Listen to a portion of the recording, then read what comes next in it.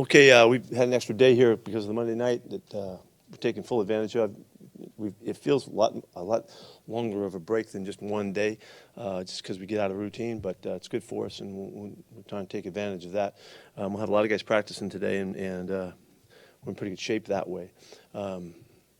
This is a great matchup for us, playing the world champs on Monday night. It's about as fun as he's going to get. So. There is so much at stake from this point forward. There's so much with 5 other teams that are vying for this spot. It's a run to the finish and see who wins the race. And it's exciting, and we got to make the most of it and be tuned into it. And everybody is well aware. We haven't missed that point from the other night, so everybody knows what's going on. And we got to put together a great week to prepare and make sure that we get this done. It's going to be a great challenge. This is a fine football team, and with a winning mentality and all that. But that's the kind of challenges we got to take on to get there. So it hasn't changed much. It's been kind of like this for a while, and so I'm not concerned about our ability to take up the challenge and do the things we need to do to get it done. We just got to come out with a W. So that's the big challenge. Gino's went through the walkthrough today. He's going to practice today.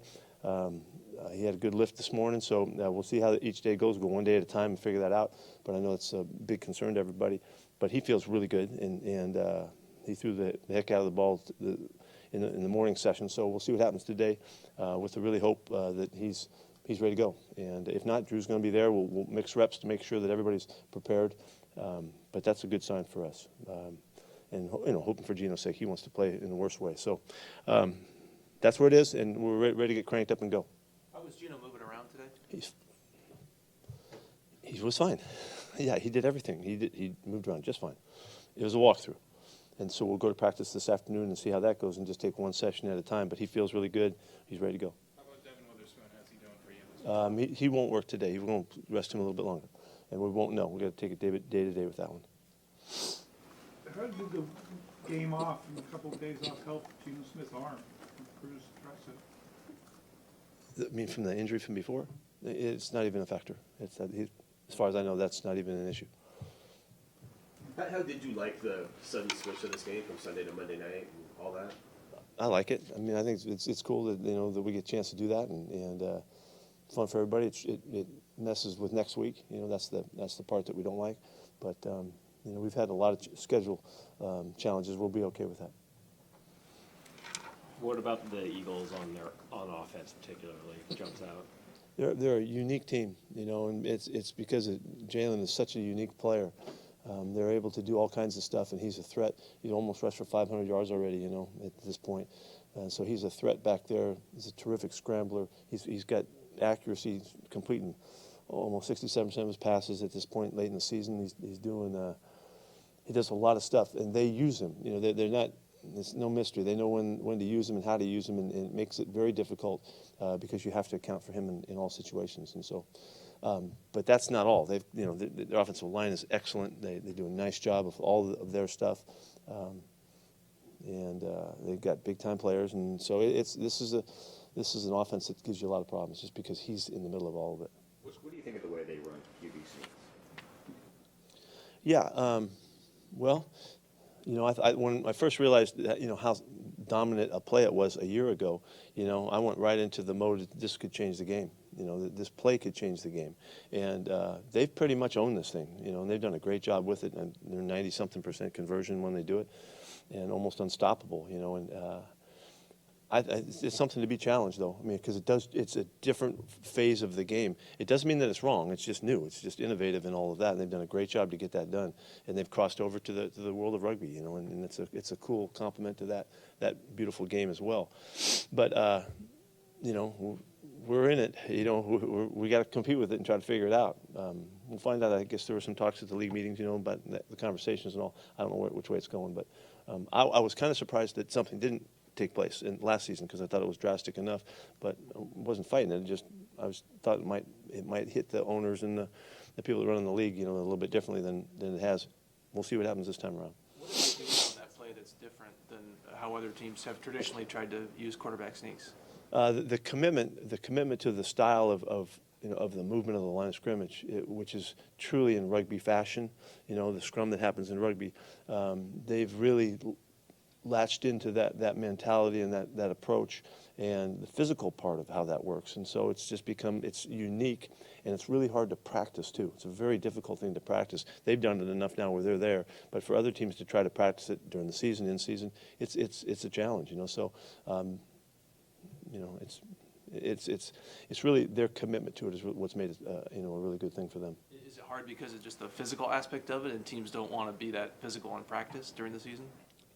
Yeah, that's part of it. That's part of the practicing part of it. But I think they've started it back in the off season. I think might have been in the preseason.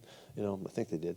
And I know they don't. From what I've heard, they don't practice it anymore in full speed in practice. They don't need to. They've had enough reps at it now. So they're way ahead of everybody in that regard. They've been much more successful using it than other teams have when they've tried it. What makes them? Is it just the practice part? Is there some facet? Is the fact that Kelsey's just that good at center? Well, that's part of it, you know. He's a big-time player. You know, he does a lot of cool things, and he takes full advantage of this play in particular. He's great at it. But it's all their whole group. It's really been their commitment to it, and then the time spent on task and full speed stuff. They're just ahead of everybody, and so you know, it's a hard challenge. We've had one shot at it against the Giants, and this will be, you know, I'm sure that they'll find their way to, you know, putting us in that situation. We'll see what happens. When it comes to their defense, you talked a little about Jalen Carter earlier in the week, but the pressure that they generate and the amount that they can disrupt on the line. Yeah, well, they're loaded up front. You know, they're loaded. Reddick is a fantastic edge rusher, as is Sweat, and then they've got the monsters up inside that are so you know, physical and tough and quick getting off the rock and all that. They just cause all of the problems that a front can cause, and they have all the variations, the different looks that they do to utilize all of their guys, and it's a real challenge. KJ Wright had some pretty incendiary comments on his radio show, saying team's distractions. He said that he's hearing from you that you're sick and tired of these guys. That was the quote. I don't know if you saw that, if you feel any reaction to it. I need to talk to KJ. I'm sick and tired of whom? The quote was, what I'm hearing from Coach Carroll is that he's sick and tired of these guys. He's extremely frustrated, just like he's preaching. I need to talk to KJ. No. I'm not sure what he's talking about. Was Trey Brown in the walkthrough today? Yeah, he's out there. Yeah. We'll see. Let's see what they got to gauge what happened out there today. In 2019, when you guys were looking at DK Metcalf, obviously A.J. Brown was his teammate. Just how were you of him, and what did you think of him as a player? Oh yeah, he's a monster of a player. You know, he's such a adept catcher. He had a great catching range, and hand-eye stuff is just as good as you can get.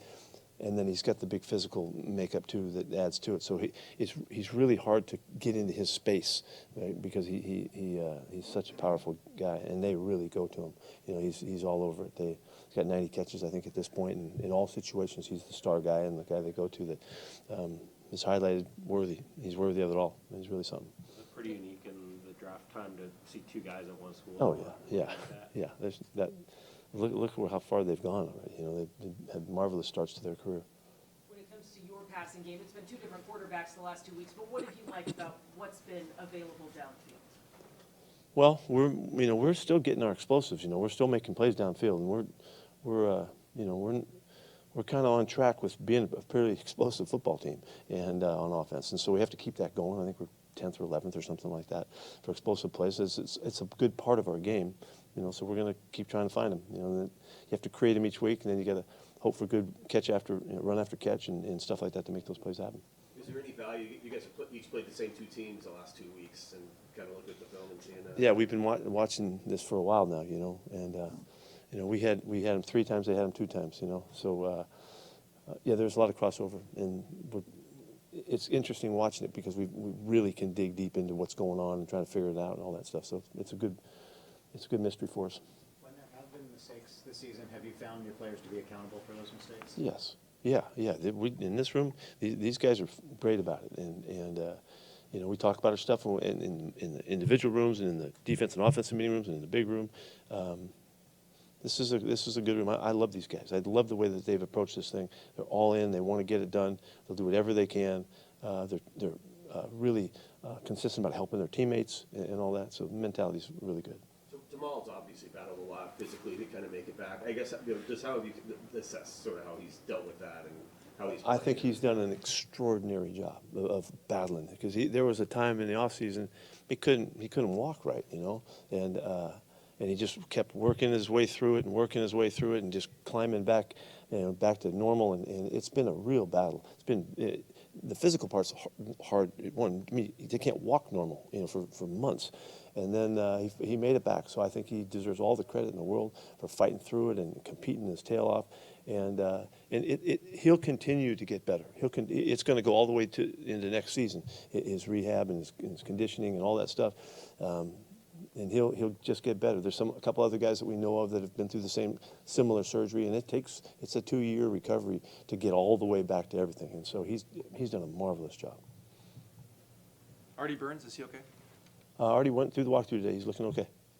What have you thought about Kobe Bryant since he's got back? He hasn't played a ton, but he had to get in the mix a little bit last week for you, just how he's kind of progressing back. Yeah, we can all kind of feel. We're excited that he's back. Kobe's got a good mentality about him and tough, and he's a play-making kid. So we've all been looking, for him to find his place on the field again. And it's kind of hard because he kind of got buried he's been out such a long time. But we haven't forgotten about the player that he is, and he's stronger and he's more tuned into things now. He can do a lot of things, but all kinds of different positions for us now. So he's creeping his way back in. Even with Trey Brown healthy, do you anticipate Mike Jack playing at all against Philly? Mike's ready. Mike played a really good game. He had a great week last week in taking advantage of the opportunity, and he played well. He had a couple knockdowns on third down. And so I was really fired up about Mike getting back out. So if we need him, he's ready to go. And so we'll see how that goes. He'll get a lot of work today. The touchdown to Colby Parkinson against the Niners, it's a play that you had seen last year. How satisfying was it? I just thought it was a cool play call and execution. Yeah, it was. I thought it was an excellent job, Shane, putting it together and getting it done, and the execution. The guys did it perfectly. Everybody did because it's an intricate play, and Drew pulled it off, and then Kobe did it exactly right, so he was in position to make the play. That was a cool play. Yeah, I mean, it's very old. It's way back in the history of the league that play's been out, but it popped up a couple times in the last couple of years. So that's cool that we were able to cash in on it. How do you feel about where your run game is right now? Say it again. How do you feel about where your running game is right now? There's a consistency to it that I wish it was more so. We're kind of finding our way into the 80, 90 yard kind of areas. We need to get more yards out of it, and we've hit a threshold for some reason of 20 to 23 plays, and we need to run the ball a few more times and take advantage of it. It's just part of mixing the whole thing. So I'm hoping we can continue to go. We're going to need it down the stretch here. The way let me help you on this one. The way I'm looking at this thing with 5 other teams that are in this situation, the same one we're in, basically, it's the tournament's on. Here we go, and it's 1 week at a time. We got to fight our way out of this thing. We can still get better, and there's areas that we're working on and parts of our game that we hope we can improve and take better advantage of our guys and all that kind of stuff. This is still a really wide open opportunity, and I don't know how the other guys are looking at it, but I'm looking at it like it's playoff time all the way down the stretch here, and every game's going to make a difference, and as they always do, but it's even more amplified now. So I'm hoping that we can improve there, and get a little bit better production to complement what we're doing with the throwing game. So we'll see how it goes. How did Ken and Zach make it out of the game with their injuries? Matter of fact, they made it quite well. They looked great today, getting started for the week. Both guys feel really good, so there's no issues with what they were dealing with the week before. How about Abe Luke? It seems like he played almost all the game. Yeah, I talked to Abe this morning, and he feels like he's back. He really feels like he's back and confident and feels good. It's taken a couple weeks, to get his playing legs underneath him, but that's a great sign. And so we'll count on him moving forward. He should be in great shape. This late in the season, how confident are you that those third down numbers on offense will turn around during this tournament? That was a week ago. A week ago we hit it. It's going to be the factor in our success on offense. It's going to be a factor for sure. We've got to get around 50% of those things, and it means we need 2 more plays a game. 2 more conversions a game, 3 more. That's what you're talking about. 2 or 3 plays a game that make the difference in those numbers. And it just seems like when you're hitting it around 50, the ball's really going and we're moving. Things are happening. So that's what we're shooting for. Your run game going from 92 yards a game to over the century markers you're talking about. What has to happen besides just winning the plays? Is it the first down and obviously converting the third down? Well, it goes back again, with the third down things to limit our chances. You limit your drives, you limit your play on the field. We moved the ball pretty well in this past week, and but we just needed a few more shots, and so we just, by converting, we can get 8 or 9 more runs. Converting 2 or 3 more plays, you're going to get 6 or 8 more runs anyway, so it's all of that ties together, unfortunately. I mean, you could just stand there and keep running it to get your numbers up, and you're not playing winning football, you're just doing it for the wrong reason. So we've got to play good complementary ball and see if we can get that done and get good movement going.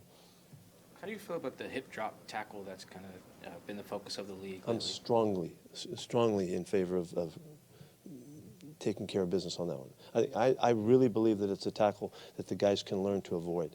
And so with that in mind, just like we've done with the head and all the things that we've done, the horse collar thing, it will still happen at times, but I hope that we can figure a way to legislate that so however they want to go about it. If you go back to I think it was the horse collar thing, we talked about that at one point it was a penalty or something like that, and then we went to fining, and we had to go farther because it's a dangerous play.